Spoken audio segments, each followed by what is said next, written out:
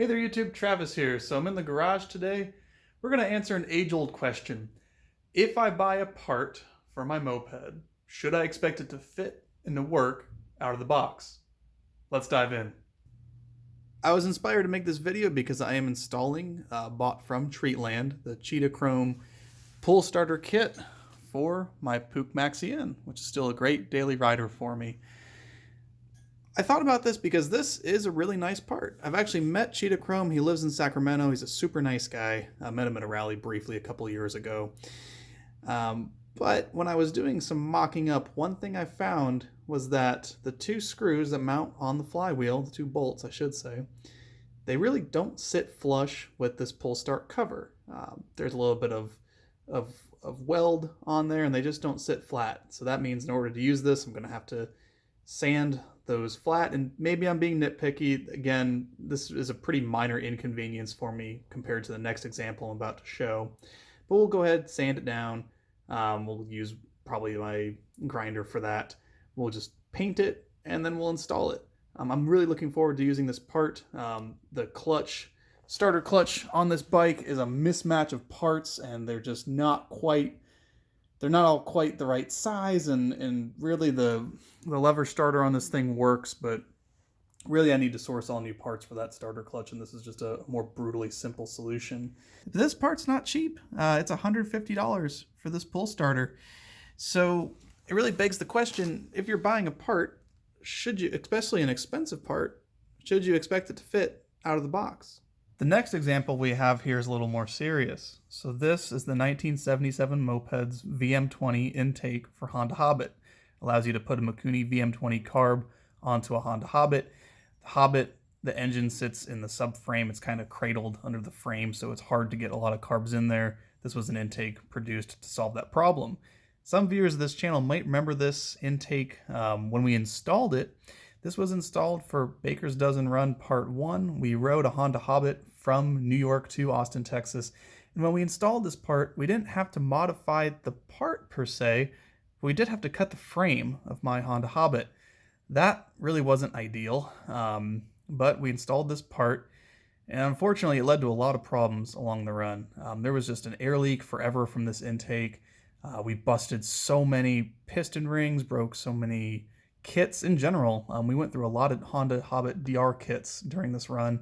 It put us through some serious trouble, and it was really frustrating that this intake would never seal, even with copious amounts of MotoSeal, and with the choke on, we were just barely able to finish.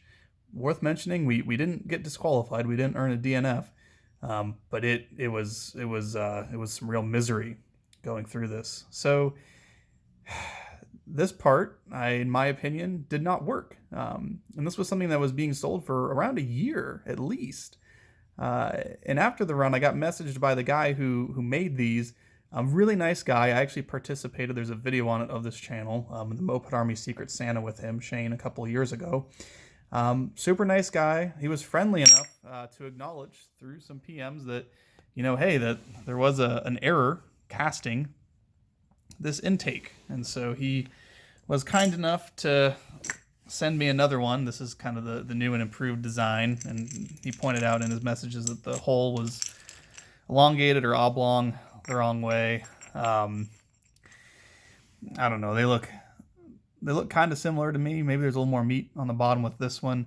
Regardless, for Baker's Dozen Run Part 2, Austin, Texas to Los Angeles, we opted for a water-cooled kit. Still used a VM20, but used a different intake entirely, so I haven't had the opportunity to test this intake yet.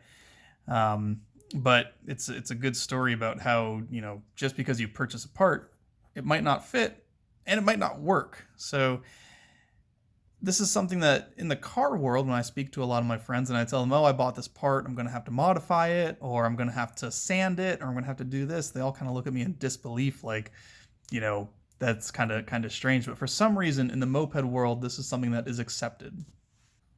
So what can we do about it? Well, I have a third example here. This is a pedal shaft extender. So if you don't have a welder and you can't weld pedal arms to each other, this might be a nice alternative for you. I'm giving it a test run here. This is from MLM. This is a pedal shaft extender. You can buy them on treats. I believe version 1 of this design used a set screw in order to hold hold the extender to the pedal shaft. And there was a lot of negative reviews about that. So they released this V2, which very similar to the actual pedal itself, which utilizes a cotter pin. This also utilizes a cotter pin. So the hope here is that this won't strip, that this will hold everything nice and tight, and you can do things like fit exhaust pipes that shoot out really far, or in my case, a pull start that's going to live here. So I think if the manufacturer is willing to take feedback and then apply it to their new designs, I think that's one positive we can take away from it, and I think people in the community should really support and encourage parts manufacturers to do this. And so it's really nice to see that there was a version 2 of this design. And again, while I haven't had an opportunity to actually use it myself, I can appreciate Shane and the folks who were involved in the creation of Intake at cranking out a version 2 of this. I think that's kind of stand up. Well, YouTube, there you have it. I'd really like to know everyone's opinions down in the comments below. If you buy a part, should you expect it to fit out of the box?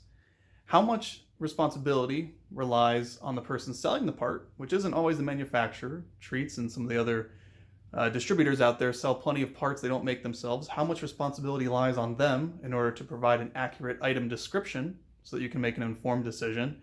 And how much responsibility lies on the manufacturer themselves to increase or to iterate new versions of their product, which take into mind feedback left by users and customers? So anyway, YouTube, that's all for today. Just a topic that's been on my mind and something I wanted to share.